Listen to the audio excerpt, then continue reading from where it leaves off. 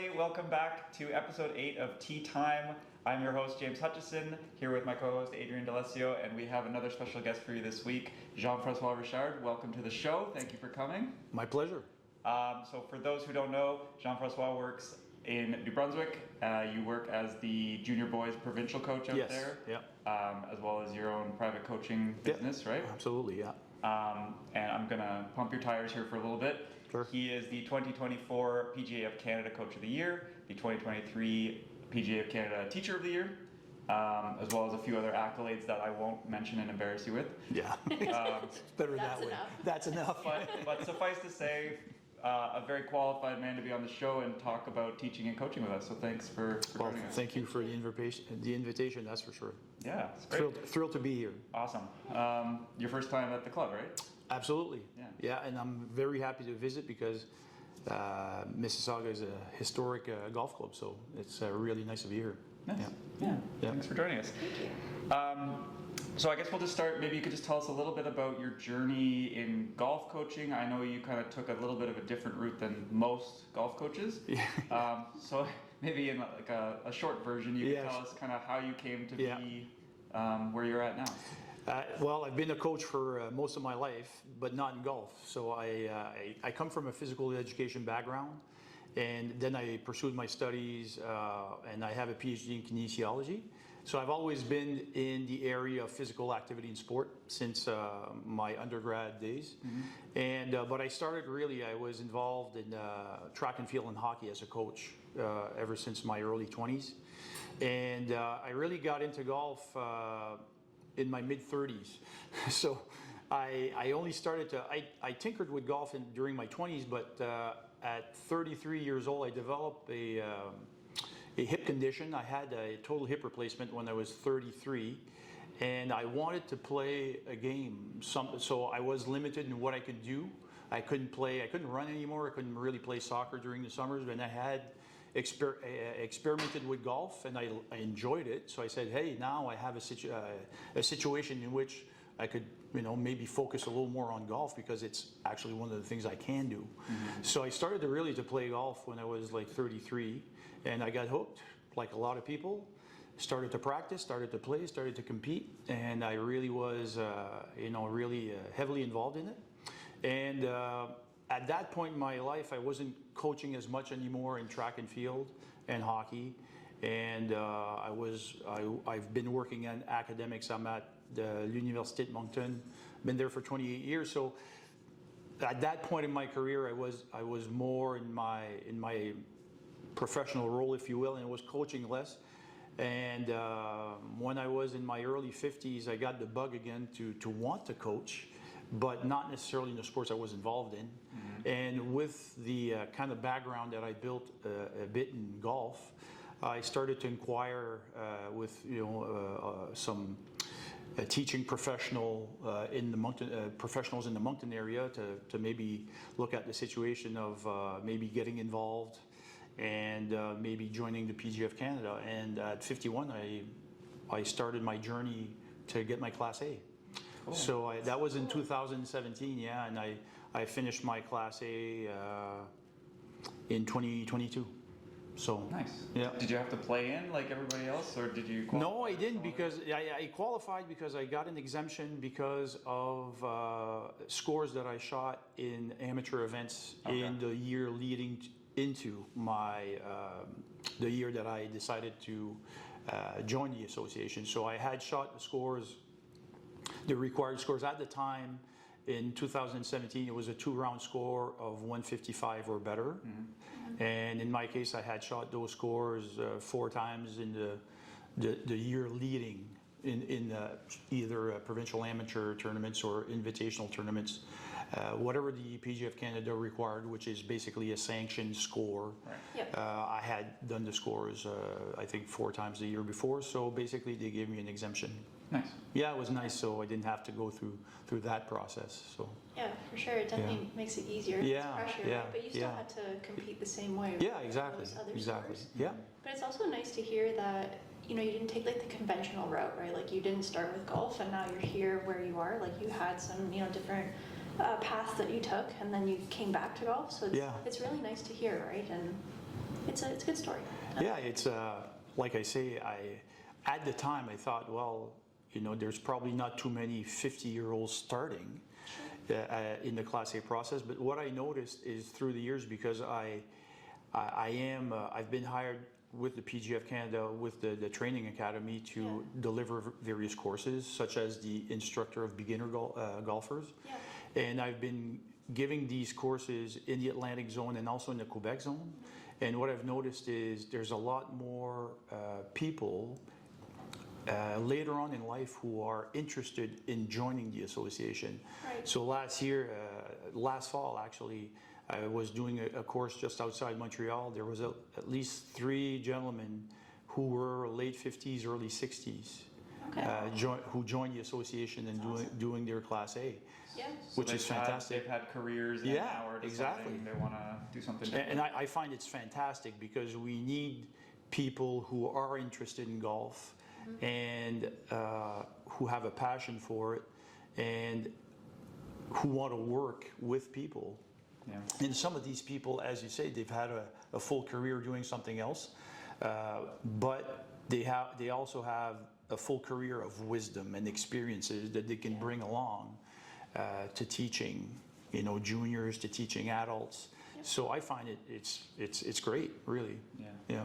Yeah. We have Landis is like that, right? Landis was a golf pro, and then he went and had a career, and then he came back to it. Yeah. Kind of 6 or 7 years ago. So same idea. Yeah, We have one of our pros here. Yeah, exactly. And we both know a colleague from Quebec, Pierre Lalonde, that you met last year in Florida, and we both met. Pierre, I think he finished his Class A. I think he was 69, he told me. Oh, wow. So he started really late, and he Yeah. finished his Class A process. And I think Pierre now is in his early 70s. And last year he was the Quebec Zone Teacher of the Year. Yeah. So, Yeah. which is And fantastic. doing professional development. Amazing. Absolutely. Yeah. Yeah, exactly. That's cool. So it's fantastic. Yeah, so I guess that kind of ties into the question that I'm going to ask next. What kind of drew you away from other coaching passions, and then what brought you back into golf when you were coaching hockey? Good question. track? I think it's because I'm the type of person that when I do something, I do it fully. And so when I was coaching, especially in track and field, I did coach hockey and track and field. And in both cases, from grassroots to higher levels of competition.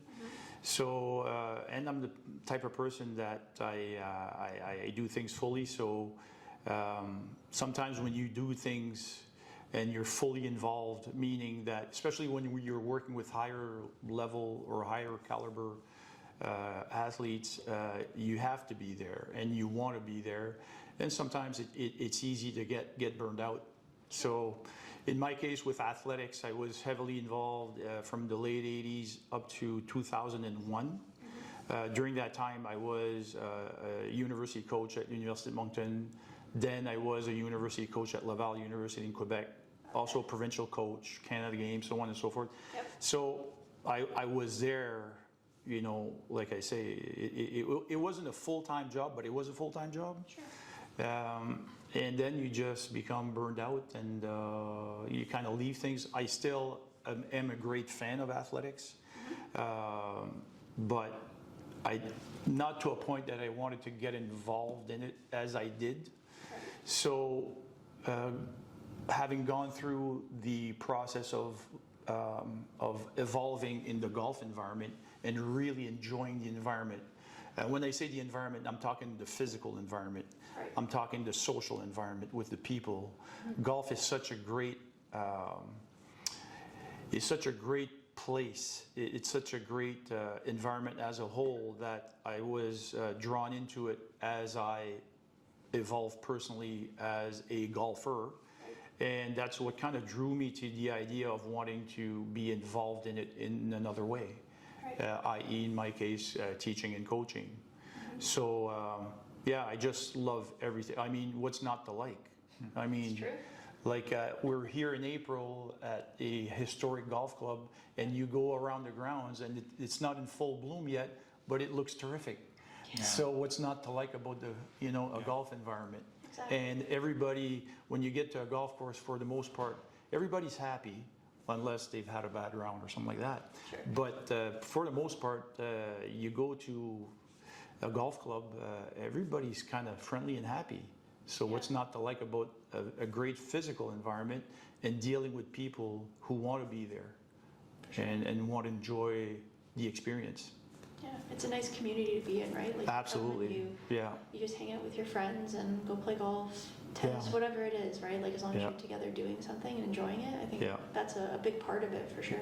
Yeah, and in my case, I think I've always enjoyed working individually with people, because even in the sports that I was involved in, like in track and field, but even in hockey I was a goaltending coach. So working with individuals in track and field, there is a team component to it, but you're working with individuals. In golf, yes, there can be a team component, but you're working with individuals. So I really like the one-on-one rapport with all golfers. I teach and coach juniors, but which I really enjoy. But I really enjoy as well knowing, getting to know the adult students that I have, and everybody has their story. But I kind of take it in a way that I'm teaching golf, but we're basically addressing life through golf, right? So basically, I'm not teaching life, obviously, but I'm just basically developing a relationship with another person, and golf is our medium to connect and to basically, help that person evolve through golf. Yeah. So it's a beautiful thing. I love that. Look at it through that prism, right? Yeah, that's the way I take it. Obviously, not everybody has the same goal or aspirations in golf. Yeah. So even in my adult students, and I do coach a lot of senior golfers as well. So people my age or older. But in that group, I do have a lot of senior competitors. People who still have a lot of get up and go, a lot of motivation, a lot of discipline to be as the best they can be.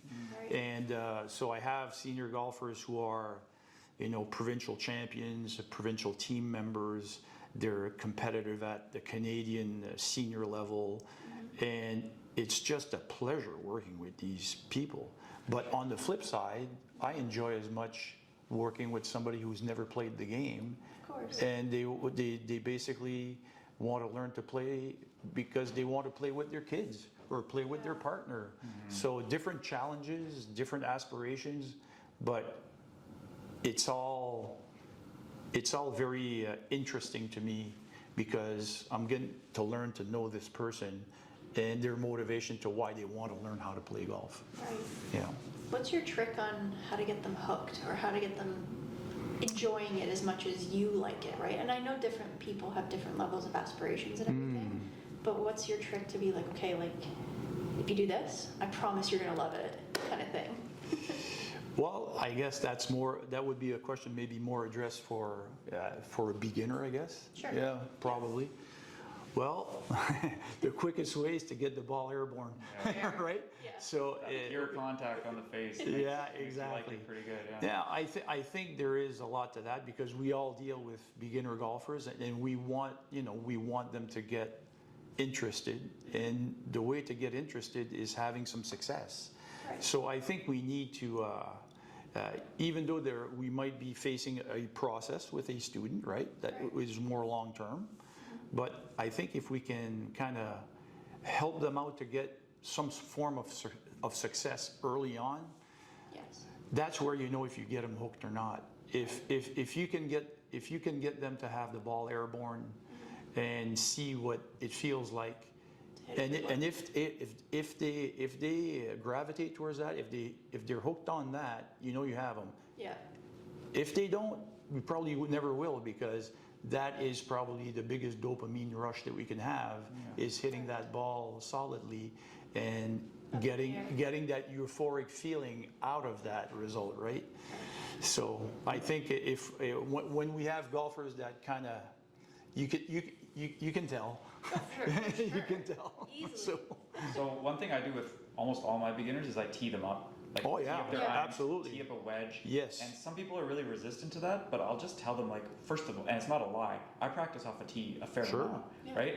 And second of all, it's just like a part of the learning process. You have to learn Absolutely. to get the club on the ground, and until you Absolutely. can do it, put it on a tee, the ball will go flying Yeah. up in the Yeah. air, even if they didn't make that perfect swing with the divot in front of the ball, Yeah. right? Yeah. So I think that's a big one for me is like get all my beginners off a tee for a while, like for a good long while. Absolutely, and so, sometimes I might start a lesson or a process where I will look at them teeing, like hitting the ball off the ground. Yeah.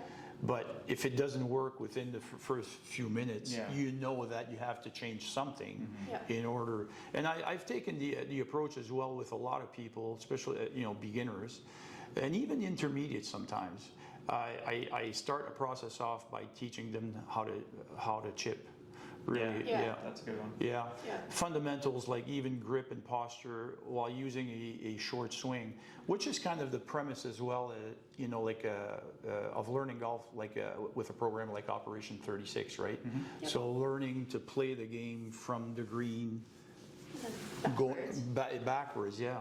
So I've found, not that I'm basing myself on Operation 36, but I just thought that sometimes it's easy to start off to make the students live a bit of success by doing something that's simple. Yeah. Yep. And sometimes we'll start with putting in some cases, and a lot of people will do that. But if you're starting off with a golf club and not a putter, I find that going through just doing a bump and run and learning the basics of chipping, because if you have problems hitting the balls, making ball contact first with a swing that's about a foot long, it's going to be very difficult to do with a longer swing, right? So Yeah. I find that just teaching them the basics of grip and posture with a short swing and getting them to feel a good ball strike at Right. first is somewhat satisfying to them, because they're having to change, because you can chip a lot, you can do a lot of volume of hitting balls because it's not necessarily exerting, Yeah. and you can do a lot of productive teaching around short game, around learning how to do a bump and run, Sure. which is a precursor to the full swing. Yeah. So Very nice. Yeah. Love that. I want to switch gears a little, maybe Sure. get into maybe thinking about better players, kind of mid to lower handicap players. And I wanted to ask you, like, why don't most players get better, in your opinion? Like, what are they doing wrong? Is it their practice? Are they not taking lessons? Are they practicing incorrectly? Is that a mindset issue? Like, if you could think of like maybe one or two big things that people are kind of missing the boat on in terms of like improvement, and what are they not doing? all of the above. Yeah. No, I would say mostly. I do meet a lot of good players who do take lessons. Yep. They have a growth mindset, because some better players will say, well, I don't really need it. But most players who want to evolve see the value of having another set of eyes, Sure. Yep. even if it's just to validate or invalidate a few things and making a few tweaks here and there. And I have a lot of those players as well. But I would say the lack of improvement pertaining to really any player, but mostly intermediate, and because being a beginner is a totally different thing. When you're a beginner, you have to work a lot on mechanics. So that's a certain type of practice at first. But I would say it's easier for a beginner to get better, right? Because they're starting at There's a lot of low-hanging fruit. Yeah. But I would say there's also a lot of low-hanging fruit with intermediate players. So if you have, let's say, a 20 handicap or lower, so let's say even a 10 to 20 handicap that we could consider an intermediate player, though. There's still a lot of low-hanging fruit even with a 10 to 12 handicap. Sure, yeah. Mostly around short game, stuff like that. So I think most people can improve by developing a better short game. even with some better players, even with single handicap, like higher single handicap players. But everybody can kind of benefit from a better short game. But I would say for most players who are kind of stuck is, yes, there could be some mechanical issues, but I would say it's mostly because of the way people practice. Either lack of practice, or when they do practice, they don't practice in an appropriate way in order to progress. And we were talking about that informally before, because you know, the typical practice, a practice session for most players is, well, they go to the range and they do a lot of block practice, so they'll hit repetitively the same shot or the same type of shot with, you know, the same club, or maybe vary between a few clubs, but they'll repeat and repeat, you know, maybe trying to ingrain some mechanics, which is mostly block practice. But if you want to bring that to the course, you have to do some type of transfer type of practice, which resembles a little bit more what golf is. So at a certain point, you have to let mechanics aside a little bit, or block practice, and try to use whatever you have at that moment and try to bring it to the course. So, Sorry. yeah, I think people, like, their mechanics are never perfect, and so they're always trying to get to that level, but you'll never reach a perfect golf swing, right? No, So exactly. it's like, where do you just say, okay, enough's enough with the mechanics, I need to shift my focus, right? And is it like a time of year type thing? Like in Canada, obviously, we're trying to peak between May and August. Yeah. Would you recommend people kind of split up their year that way? So if you do want to work on mechanics, it's like It's more of a winter thing, yeah. Yeah. Obviously, when you get into the season, you still have to maintain what you have. So you still have to work on them. But I'll give you an example. I have a player right now who's a scratch player, but his mechanics, we worked a lot on his mechanics with irons that he wanted to rectify a bit. And we've worked on them, and we've brought them to a certain point, and they're more efficient than they were. Is it where it should be pertaining to what the player would want? Maybe not. However, we're getting to a point where he's going to start to compete, let's say in about a month. Right. So there's still some time to kind of trying to ingrain and work on the mechanics a little more. But when we get closer to the competitions, we'll have to start to do some, well, right now we're going to start to do some transfer work that he can start using what he has in more practical applications, in more game-like conditions, because he's going to be in game-like conditions starting the end of May. Now for him, it's not the peak season, but still, he wants to test himself pertaining to a series of tournaments late May, early June. Then we'll have more time when it gets closer to the provincial championships and stuff like that, and maybe try to qualify for national championships. So the idea is to say, well, even when you do get into the season, and this applies to a recreational golfer as well, you still need to maintain your mechanics, but you need to add more of variability and randomness to your practice in order to bring your range game to the course. And that's why why I can't bring my game to the course. Well, if block practice doesn't really help in transferring performance from the range to the course, you need to do some transfer work in order to develop and use those skills in game-like settings. So if you can do drills that mimic golf a little better, or the essence of golf of hitting a shot and then hitting a different shot after, so on and so forth, then you start to build a mindset that it's not basically on automatic by scraping a ball, hitting it, and just trying to get a feeling. Because we can all get the three of us, if we go in the sim downstairs, I'll assure you that in 15 minutes of hitting let's say if we all hit 40 shots with a 7-iron, probably our last 8 to 10 shots, we'll probably have it down where we want it to be, right? We'll be more efficient, so on and so forth. And I know in our cases, our mechanics are all pretty stable, but for anybody, you put them in a situation where they're going to practice and repeat and repeat and repeat, at the end of that session, it should get better, right? But the thing is, it doesn't guarantee transfer from the practice session to the course.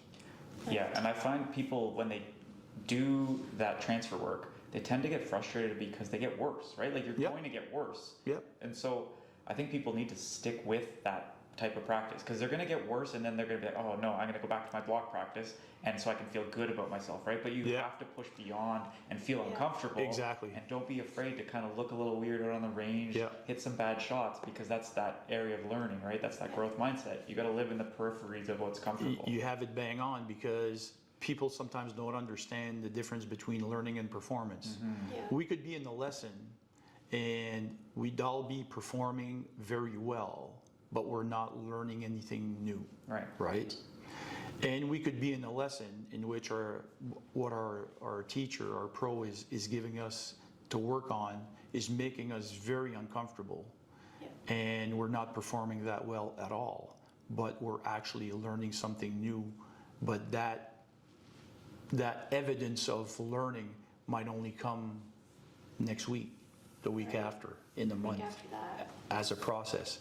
And that's the tough part sometimes when we do teach golf, because especially when we work with folks who, basically want to, sharpen up a few areas, but sometimes we notice, we might need to work on this aspect because it's really lagging and it's basically blocking this person to evolve to the next level. But some people just want to have, they want to improve, and they want that improvement almost instantaneous. But sometimes to get from point A to point B to point C, it can and does usually get a little messy before it actually gets a little better. Yeah. Yeah. And that's what people have to understand. But I find, in my own experience, I find that most people that I meet, that I teach, even new students, have a better understanding of that this process is not going to necessarily be linear and Yeah. quick, Right. right? So I appreciate that, but I do make a point of explaining it to them if they're not aware of it. And even sometimes I will. That's why it's so important from my point of view. I find it's very important to clarify what the student's goals are, because we might look at a student and say, wow, this person has potential, and over and beyond what they're able to do right now, I think I could bring them to this point. But maybe they don't want to. They don't want to go there. To put in the work. Yeah, they're not willing to put in the work. So when I look at somebody, when I assess after, during the first lesson, first of all, I'll meet them beforehand. I'll do a kind of like a pre-lesson. If it's a new student, I'll meet them. I usually try to do like a FaceTime with them beforehand, talk about 15 to 30 minutes, get some information to see, what they want to accomplish, what their goals are, how many times a week they can practice, how many times they play, so on and so forth. So it gives me a better idea of who I'm working with and what kind of situation they're in pertaining to reinvesting on what we're going to work on. Right. So from that point on, that gives me a better idea that where we can go, because sometimes you'll assess and you'll see, there's something here that, let's say, an early extension, which is, something that's really difficult to correct. Sure. Yeah. And you might say, well, look, there's a bit of early extension. This is a process that's going to take a long time, and Yeah. it's going to be messy. Do you want to go this route? If not, let's just use more of a skills-based approach in which I can make you more efficient and a little more performant with the swing that you have. Obviously, acknowledging that we might not get what we want if we eliminated early extension, but sometimes, if early extension is not that severe, you can still become pretty efficient ball striker, even though you might have what is perceived to be a fatal flaw, because we know that a lot of good players have played with that fatal flaw, like Jack Nicklaus, for instance. Yeah, and we deal with that all the time with people with Yeah. physical limitations, right? Exactly. Some people are never going to have mobility in certain areas or whatever, and you have to deal with that. You're never going to be swinging like Rory, but No. Yeah. we can still improve in various other No, ways. Absolutely, and I think that's one of the best attributes that a coach can have is that capability and that obviously that knack of examining, assessing the player, and realizing that the player does have some limitations, and work with the player around the limitations. Yeah. That's where like TPI has come into play in the last 20 years of educating people around the body swing connection.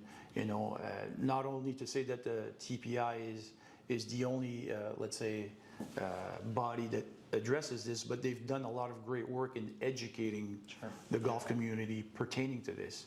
So I think it's one of the areas in which the typical golf instructor, the typical golf coach needs to be aware of, because we can all come to the lesson tee with our default, you know, perception, or, you know, having the swing default positions in our mind in which we want to work with, but the person that I'm working with will never be able to get into those positions. So how can we make them more efficient and play a little better with the existing limitations? Right? Yeah. So it's fun. It's fun. It is fun. Everybody's a challenge. Every situation's a challenge, and yeah, we just need to take a look at the individual, right? And based on their goals and and whatnot, all their character, because each learner, you're different than James. I'm different than, you know, we're all different. So it's almost like figuring out how their brains work, kind of. Right? Well, their brain, their motivation, their, you know, their limitations in schedule, and what, you know, I have, you know, like we all have our clienteles, our typical clienteles that we work with. I know my clientele, most of my clientele are intermediate golfers, and these are typically men, usually mid-30s and older, who have either played golf before, might have had kids, were away from it for a while, athletic, and they're coming back, right? It's a very typical story that I hear out on the range. Yeah, exactly. I had kids, I didn't play for 10 years, and now I'm back. Yeah. So, you know, so that would be, I would say, 60% of my population, at least 50%. So, and all of these people come with you with different types of limitations. Well, I can practice one time a week. I might be able to play 118 and 1.9. Well, based on those limitations, okay, let's set out a plan and expectations that are, you know, that are realist, right? Based on what you can do. If you haven't been playing for the last 5 years and you can practice once a week and play maybe 118 and 1.9, well, and you're a 16 or a 17 handicap, well, yeah, it might be doable to shave off 4 or 5 strokes this year, but let's take it incrementally and let's adjust our expectations based on. You have to be realistic. Yeah, exactly. You can't expect with that amount of practice and work that you're just going to shoot 72. Right? Like, I mean, it can happen. It right? could, It could, for sure. So I feel like we could talk all day about all this stuff. There's so much to cover. We might have to split this into 2 parts or something, but why don't we try to move it along a little bit. Sure, sorry about that. No, don't be sorry. We like the talking. We love it. We just, I think our next segment that we wanted to get into was your coaching for the boys provincial team in New Brunswick. Just how you manage the boys and keep them focused, but also keep it fun for them, right? So they're still engaged and they still want to pursue more and be the best they can be. Well, the thing is, like a provincial team coach, and I assume it's similar in most Canadian provinces, is right now within New Brunswick we are kind of like redesigning, or kind of like putting a little more detail into our development pathway, which is great. We have a great buy-in with, you know, the board at Golf New Brunswick, and our executive director Brianna McQuillan has really been putting a lot of effort into wanting to develop. And so she's been very instrumental with our board to wanting, you know, to want to pursue and develop over and beyond what has existed in the last, let's say, 10, 15, 20 years Sure. with Golf New Brunswick. So right now we're kind of like developing different streams, but within that, so to answer your question, I know I'm kind of No, deviating, please. but No, no, it's but all good. the idea of a provincial coach is we're kind of responsible to create a development program. And this year it was our first year within the Golf New Brunswick reconfiguration of what we want to do. We developed a winter development program. So we named a provincial development team in which we met myself and we're two coaches. So we have myself and Carrie Vaughn that you might know from, she's from Rothsay, New Brunswick. But she worked in Ontario she worked at Glen Abbey for a long time. Sean Foley. And Yeah, Sean exactly. Casey for Yeah, years. exactly. Yeah. So Carrie is back in New Brunswick, and Stole her back from us. yeah, exactly. So she came back to Riverside a few years back, and Carrie and I were named a few years back as provincial team coaches. So our role really is within this program is to develop a complementary program, because a lot of our kids on this team have their own personal coaches. So the idea of what we're trying to develop is more of a complementary approach. The things that we can address with this group of players that they might not necessarily address in depth with their coaches or within their environments. So our program this winter the way it was designed, we met the team twice a month. So one online session and one 4-hour face-to-face practice every month from November to our last practice is going to be in May. So Carrie and I developed the program and the things we wanted to address during the winter. And some of that was, obviously some of it is technically related, but not that much because they're working technically with their coaches. So some of it was pertaining to obviously physical preparation. So we have, a physical prep specialist who worked with our kids. A lot of it was around game management, right? Yep. Psychological or mental prep. We were working as well with a mental prep specialist. So a lot of these aspects were addressed through an online session. So we did some prep work, discussion, and then we did a lot of application of these things when we met in our face-to-face practices. So let's say we had like a 3 sessions in a row with a mental performance coach, in which, let's say, one of these 4-hour practices, we did some technical stuff, but the background or the common theme for the day was what we were working on from a psychological standpoint. So we were not necessarily intervening pertaining to technical stuff unless, we're always checking in with the kids, what they're working on with their coaches. And sometimes if we see anything, talk with the coaches to see, hey, I've noticed this about this player, blah, blah, blah. Yeah. But let's say that particular practice, we did work on some of the mental prep elements that we had presented beforehand and put them into practice. Right. And so it was super interesting. So our role in there is to kind of coordinate and prepare, and so that our players are well educated and well prepared pertaining to some of these aspects that sometimes might not be as well developed in their own coaching environments. So that was our philosophy with a provincial team, because we are not the personal coaches of all these players. Right?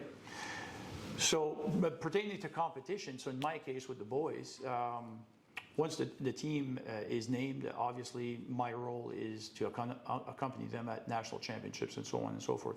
So in the past, I have had players that I had coached personally, but most of the time there's always a few that you haven't. So the idea is to really prepare them for the event or events that so a lot of it will be preparing a yardage book, looking at the course, sometimes speaking with their coaches pertaining to what they're working on, what to look for, at the tournaments if things are kind of like out of whack, pertaining to some tendencies that some players might have. So always trying to be in communication with their own personal coach, and obviously having an open relationship with the player and what they want and what they would like from me at the event. I have a tendency to want to, like I say beforehand, examine the course that we're going to be and prepare a yardage book. And now with the tools that we have, like Up Game or Decade Golf, we have access to see some of these things beforehand. So gather as much information as we can on the course, and then get to know each guy, what they want, what they would want out of me or not want at all, because it's very personal. In terms of interaction, on site, because some people might be very introverted and they like to be in their bubble, and some of them want interaction. They want you to look at them and comment and feedback. But typically I have a line in which for tournament prep, when we get there, I will always have a few set drills on the putting green that I want them to go through, usually some speed control stuff. So I always will set up something in which, during their warm-up, in practice rounds, and also in tournament rounds, that I will want them, you do your practice routine, but when you're on the putting green, do this. So you'll have a little station made for them. A couple of stations in which I would want them, do whatever you need to do, but I want you to do this. I want you to do this for about 10 minutes. And they know that obviously well prior, like you practice tournament prep. Like, do they practice their pre-game routine, let's call it? Well, sometimes beforehand we always have meetings leading up to tournaments, pertaining to, let's say if we go out west, and we would need to, let's say we're in BC. Well, we'd talk about, basically the time difference and the adjustments to do, let's say the leading up, like the last week before we leave, even pertaining to sleep adjustment, what time you go to bed, what time you wake up. Nutrition before going, leading up to their tournament, also like hydration and stuff like that. Like the day of, we're flying with Pedialyte and all of this stuff in order to attenuate the jet lag and fatigue and stuff like that. So we would have like meetings leading up to this, and kind of like a strategy of what we're going to be in our schedule. So I like people to know that, when we get on the ground, day one, here's where we're going, here's what we're doing, right? That's so big for structure, right? Like structure. Everyone's mind is quiet and exactly. We're not panicking. So I like to function that way, so everybody knows exactly what's going on. Doesn't mean we're not going to adjust, because sometimes you have to. Sure. But I find with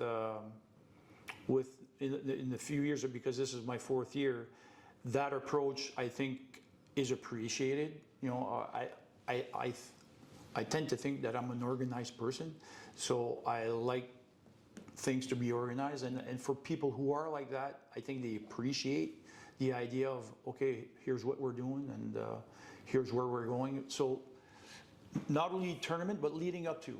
And we have a person that, a registered dietitian, in which we always do like a session a few weeks before we leave, to talk about, because a lot of our players have been exposed to this, but just to accentuate a few things, because it's funny with teenagers, especially guys, sometimes they forget really easy,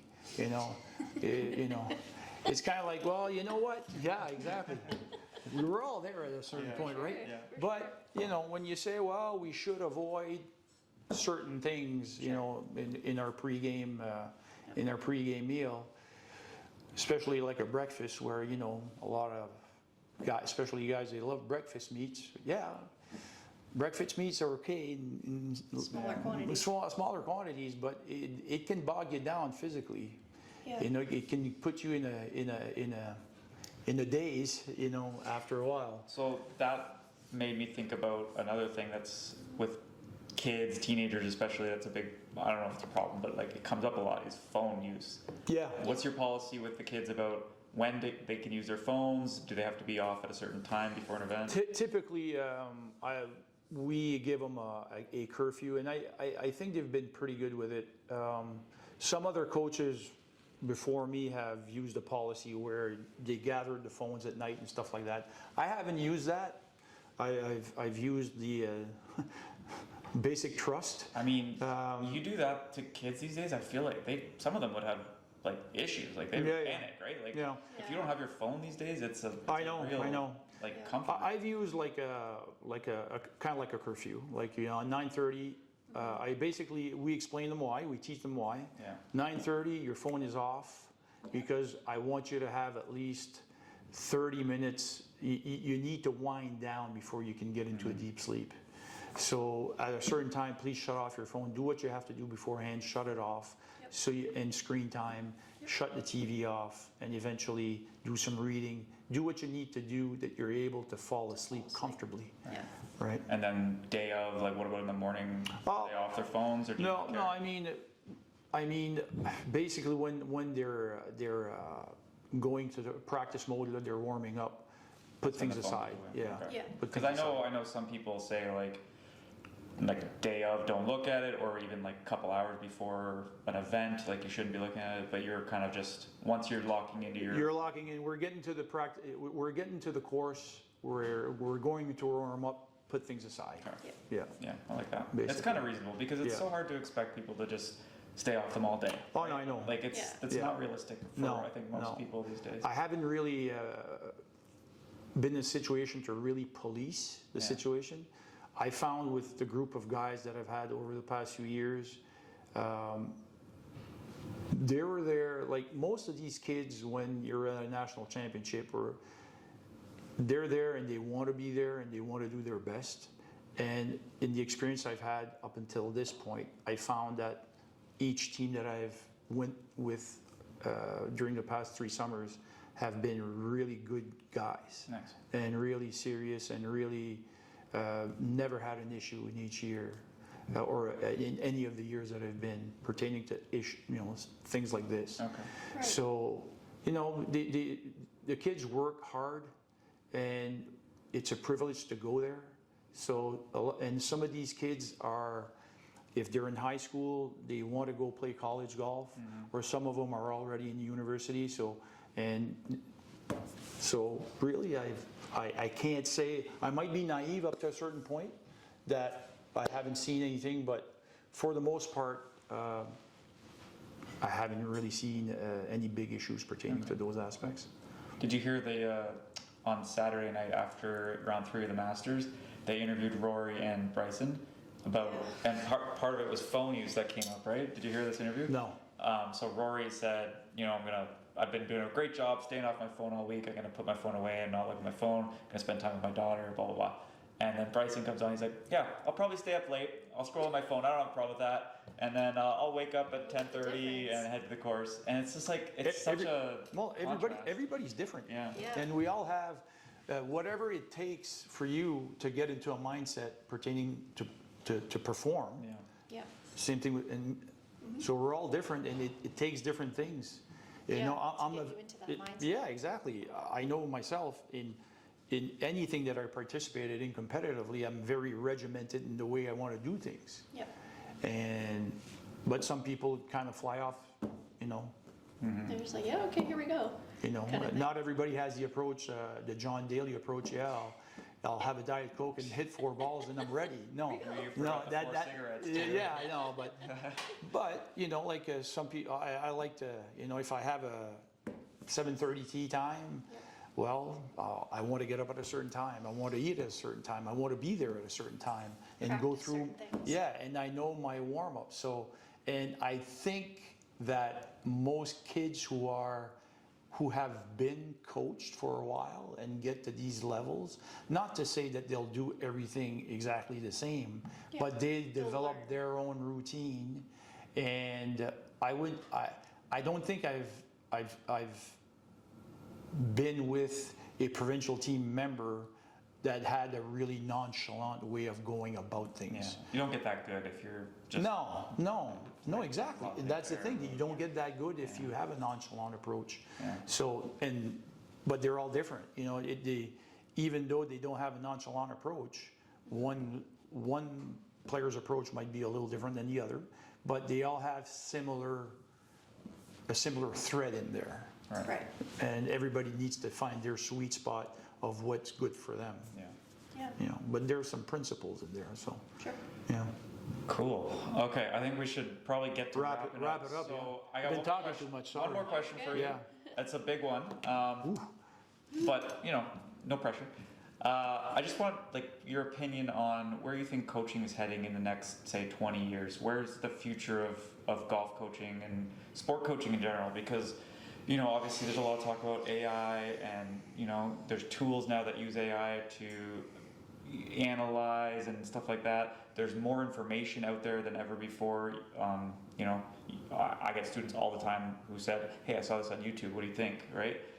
And so it's just, I feel like we're at a little bit of a crossroads in coaching, and I want to know kind of what you're thinking on where it goes in the next 15, 20 years. Would you have another hour? No. I got 2 minutes. I got 2 minutes. Well, obviously, we're evolving. Technology's evolving. Let's take a look at the last 25 years. Yeah. Obviously, technology has influenced us in the way we coach. Yeah. So just like tools like TrackMan and ball flight, monitors and stuff like that. So that has changed a lot. So and we know that right now we're at a tipping point pertaining to, or a starting point, I shouldn't say a tipping point, but starting point with AI. So that's going to influence as well. But I would say in all of the evolution of teaching and learning in sport or whatever academically, there's always a common denominator, which is the instructor or the coach or the teacher. And even though we have access to all of these tools, you still need somebody to guide the use of these tools. But we could say, well, AI can kind of script out a practice plan and stuff like that. Yeah, but it's never tailored to, it's going to be tailored based on parameters, but never to a point of knowing James fully, Yeah. right? So I always think that the human is always going to be. You need that interaction. Absolutely. But we will always have access to different tools that. Which help us. Yeah. Right? But I always thought, because I was involved in a project in the last few years talking about, it was a book that was put out in the UK, and they asked me for my contribution pertaining to, it was John Jacobs' influence, John Jacobs, yeah. And talking about the modern day golf instructor and their teaching characteristics, capacities. And I reflected on it and I said, well, a lot of new young pros, right, are now, they're part of a generation that grew up with technology, like TrackMan and so on and so forth. Yeah. So I say, well, they've learned and they're intervening in the golf world, having grown up in the golf world in a certain way, having access to technology and stuff like that. So my worry was, will these people learn to develop their observational skills? Because you still need to be able to look at a player, look at the ball flight, and basically analyze, and not only base yourself off a screen. Because we've all seen people teach and they're not even looking at the player, they're looking at a screen, Yeah. right? That's one aspect.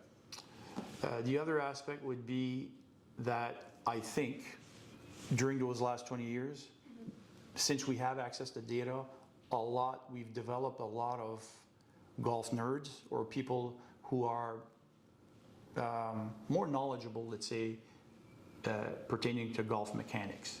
So we have a lot of people working in the industry, and a lot of golfers, generally speaking, who can identify a technical flaw. Sure. Say, this is not right.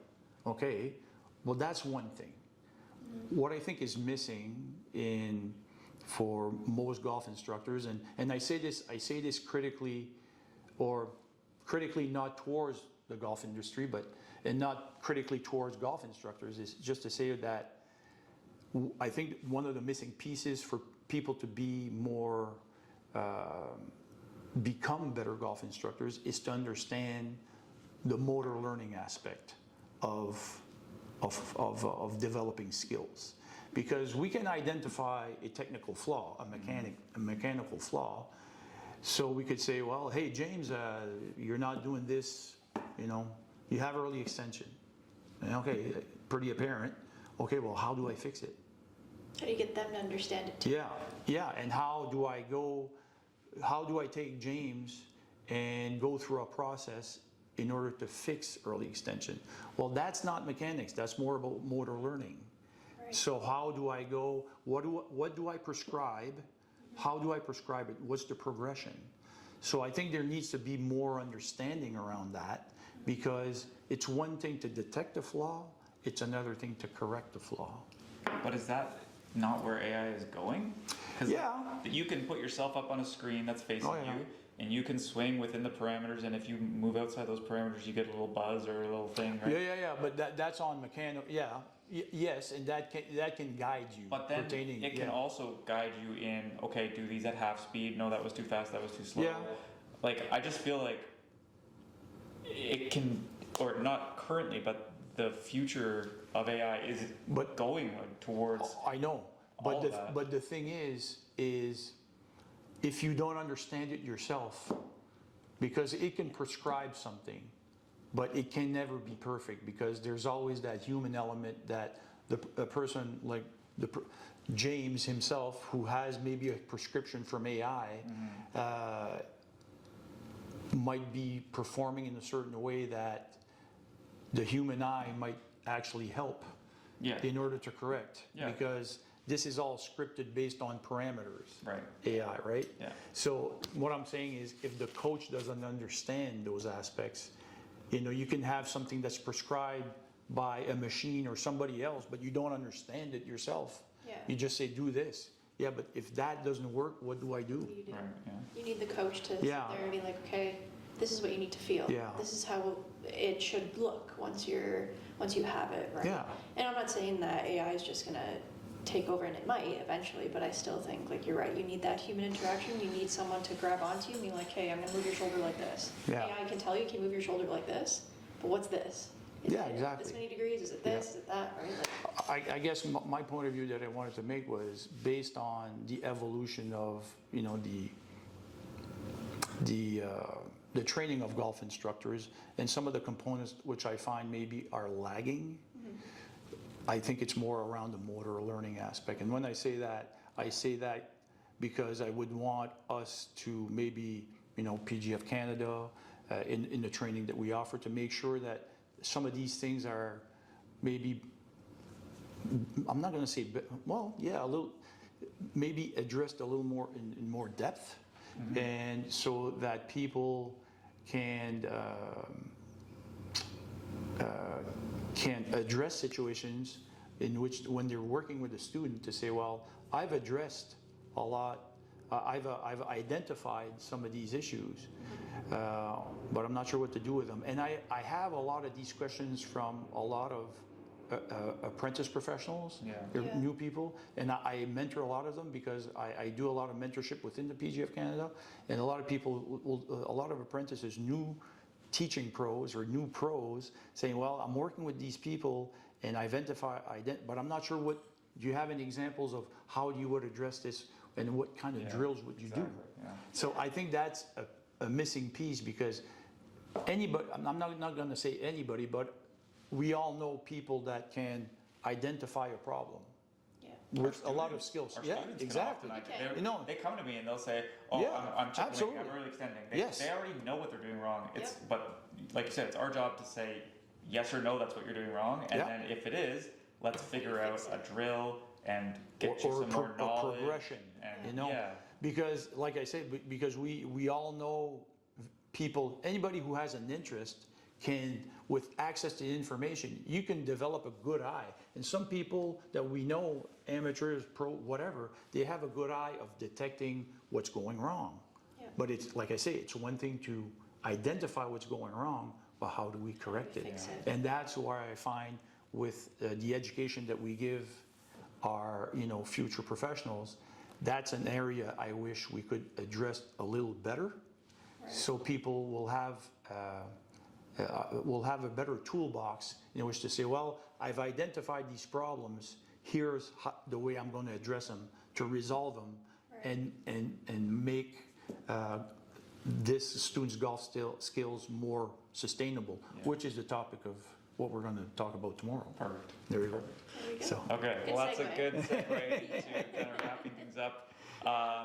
If you made it this far, thank you for listening. Thank you. sorry. No.